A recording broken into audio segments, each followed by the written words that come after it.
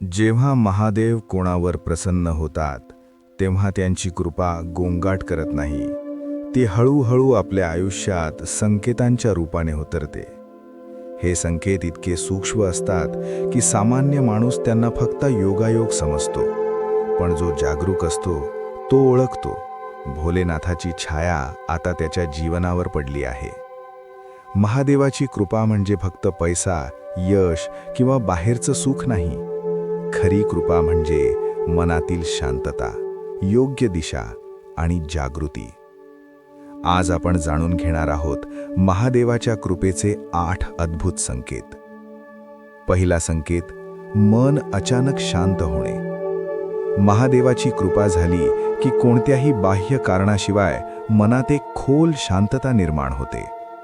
ज्या गोष्टी आधी तुम्हाला त्रास द्यायच्या त्या आता महत्त्वाच्या वाटत नाहीत. भीती, चिंता, घाई गडबड सगळं कमी होऊ लागतं. असं वाटतं जणू कोणी आतून सांगतंय, सगळं ठीक आहे, मी आहे. ही साधी भावना नाही, ही शिवाच्या उपस्थितीचा पहिला स्पर्श असतो. दुसरा संकेत, सत्याकडे ओढ वाढणे. महादेवाची कृपा मिळाली की माणूस खोटेपणा, दिखावा आणि बनावट नात्यांपासून दूर जाऊ लागतो.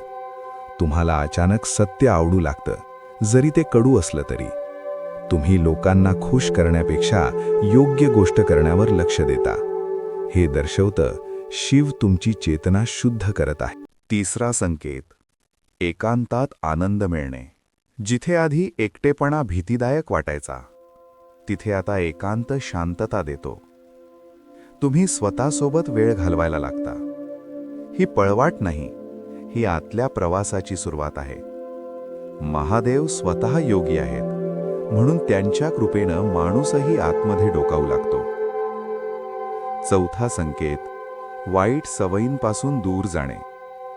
महादेवाची कृपा झाली की तुमच्या वाईट सवयी हळूहळू कमी होतात. नशा, राग, लोभ सगळं आपोआप कमी होतं. कसलाही जबरदस्ती नाही, मनच बदलायला लागतं. पाचवा संकेत, कठीण काळातही विश्वास टिकून राहणे. समस्या येतात पण तुम्ही तुटत नाही. मनात एक विश्वास असतो की काहीतरी चांगलं होणारच. जणू एखादी अदृश्य शक्ती सांगतेय, चालत राहा, मी तुझ्या सोबत आहे. सहावा संकेत, योग्य लोक आणि संधी मिळणे. अचानक आयुष्यात असे लोक येतात जे तुम्हाला पुढे नेतात. चुकीची संगत आपोआप दूर होते. योग्य वेळी योग्य संधी मिळते. हे योगायोग नाही, ही शिवाची योजना असते. सातवा संकेत, करुणा आणि संवेदनशीलता वाढणे. तुम्ही इतरांच्या वेदना समजू लागता. रागाऐवजी समजूत येते. मदत करण्याची भावना वाढते. हृदय मोठं होतं पण कमकुवत नाही, जागरूक होतं. आठवा संकेत, आध्यात्मिकतेकडे नैसर्गिक ओढ.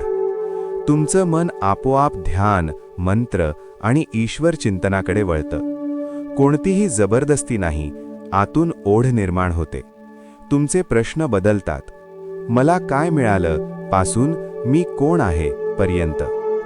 मित्रांनो, महादेवाची कृपा चमत्कारांपेक्षा बदलाच्या रूपात येते. हे संकेत दिसायला लागले तर समजा शिव तुम्हाला आपल्या जवळ बोलावत आहेत.